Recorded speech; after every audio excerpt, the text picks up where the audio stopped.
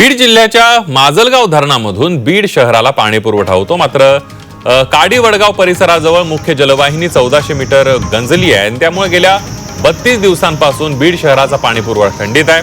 ज्या ठिकाणी जलवाहिनी गंजली आहे त्या ठिकाणी बीडचे आमदार संदीप क्षीरसागर यांनी आज भेट दिली।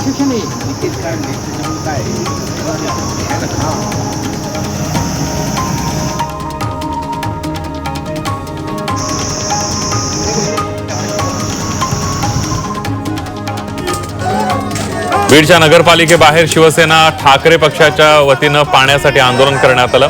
पालिकेनं उन्हाळ्यामध्ये पाणी पुरवठा करणाऱ्या पाईपलाईनचं काम हाती घेतल्यानं पाणी टंचाई होते। त्यामुळे पालिकेनं शहराला टँकरनं पाणी पुरवठा करावा अशी मागणी आंदोलकांनी केली आहे।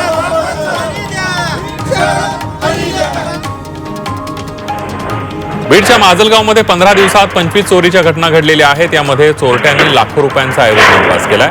चोरीची घटना सीसीटीव्ही चित्रित झाली आहे। मात्र अजून एकही आरोपी पोलिसांना सापडलेला नाहीये।